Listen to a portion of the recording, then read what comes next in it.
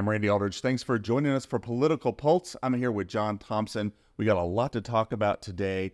Lawmakers back in Raleigh. Technically, we are still in the short session. Why are they back this time? They are voting on some budget initiatives and other things that they feel were not addressed when they were in session 2 months ago. They don't expect them to be in very long. They'll go out and come back in November for a day, and we'll see what happens then also. So while they're back talking about the budget, something we want to talk about here and our members are always talking about is their reimbursements, because that's something that's very important to the advocacy team right now. What's the latest? What's going on with that?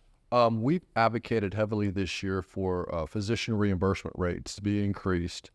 The majority of specialists have not had an increase in over 10 years. A couple doctor groups have had increases.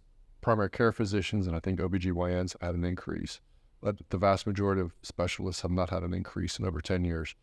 So we've politely asked for that to be taken into consideration when they're talking about increasing the Medicaid budget going forward. Is that part of the budget conversation that they're having right now that falls underneath that? Right now they're discussing rebasing the budget to meet the demands that the Medicaid program has put on the department over the last year. I don't know what's going to happen. There's a lot to be determined on whether or not they're going to rebase it at all, or they're going to wait another month, or they're going to wait until next year. We still don't know the answer to that. Something else we don't know the answer to, something we've been talking about quite a bit, is prior auth. Where do we stand on that right now? No new legislative updates on prior auth reform. We are still keeping our fingers crossed that the General Assembly will take that up sometime this year when they go back into session, but it doesn't look likely. But we'll keep pressing forward on prior authorization reform. Prior authorization reform, physician reimbursement rates, they all tie into a access to care issue that we're also dealing with. You got to ask yourself, what was the point of expanding Medicaid if physicians can't get reimbursed and reimbursed adequately?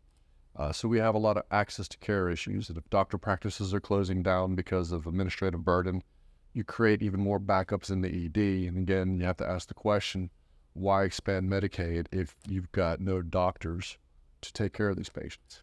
You spend a lot of time with these lawmakers. What are they telling you when you put this to them and you start talking to them about it? It seems like a simple thing on our side. What are the responses you're getting from them? I think the vast majority of them want to. It's just finding the money in the budget to do so. And we are actually asking for the increase in the budget, right? Yes, we've asked for that. And John, I have to ask you about this because it's an election year and every member of the General Assembly is up for re-election. Big national elections, president, the governor, there are going to be a lot of changes potentially next year. I'm not asking you to guess what might be happening, but tell our members what they should be looking at and paying attention to, and what are the most important things that they need to know going into the final days of this election cycle. First of all, register to vote. Second of all, go vote. Those are the two most important things I could recommend. And just so you know, all the information about how you register and where you need to register is on our website. Yes. I would say pay attention to what the candidates are saying about healthcare.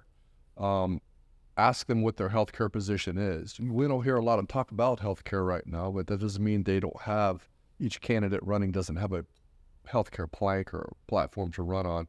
Just ask those questions. They'd be more than happy to answer those questions.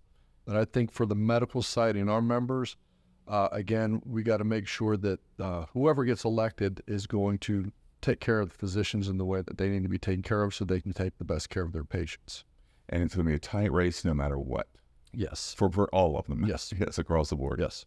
All right. I'm sure we will be talking again before the election. Thank you very much for all of this, John. And thank you to all of you for watching this edition of Political Pulse.